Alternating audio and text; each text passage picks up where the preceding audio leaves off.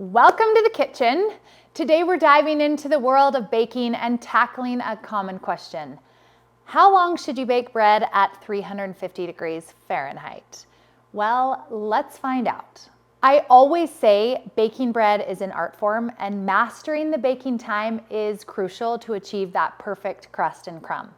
But first, why 350 degrees? Let's talk about that. 350 degrees Fahrenheit is such a popular temperature for baking bread. And it seems like 350 degrees strikes a balance between ensuring that the bread bakes evenly without burning the crust.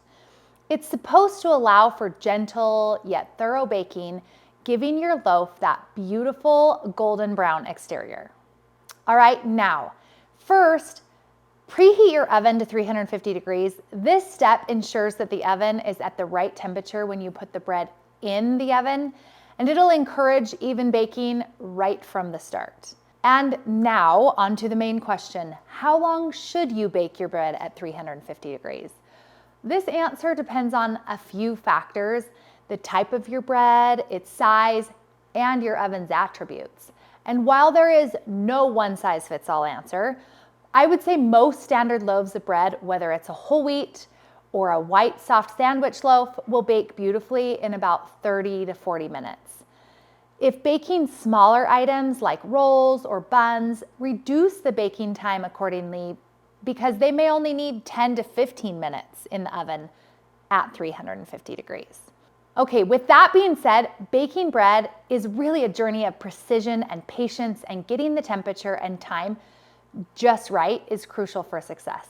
You don't want the bread to look beautiful on the outside, but raw and doughy on the inside, and nor do you want your crumb to be baked fully, but your crust to look super dark and look burned.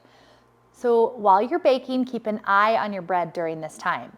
You are looking for that golden brown color and a hollow sound when tapped on the bottom to ensure it's fully baked. You can also use an internal thermometer that reads between 190 to 200 degrees as well, but you may want to watch my video explaining why 190 degrees doesn't always mean 190 degrees everywhere. All right, now let's talk about troubleshooting for a minute.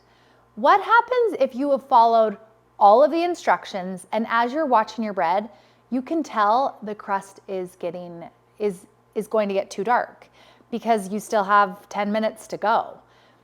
Don't necessarily pull the bread out early. Doughy bread is no good. It is no good. You can lower your oven temperature either to 325 or 300 so that you can finish the baking on the inside while trying to slow down that crust from getting too dark. Or you could try and cover the bread with foil to protect the crust. Or you can check the position of the oven rack. If the bread is too close to the heat, lower that oven rack so that there's more space around the top of the bread. Or just finish baking the bread and then take note that the next time you make bread, remember that 350 degrees is too hot to bake that recipe.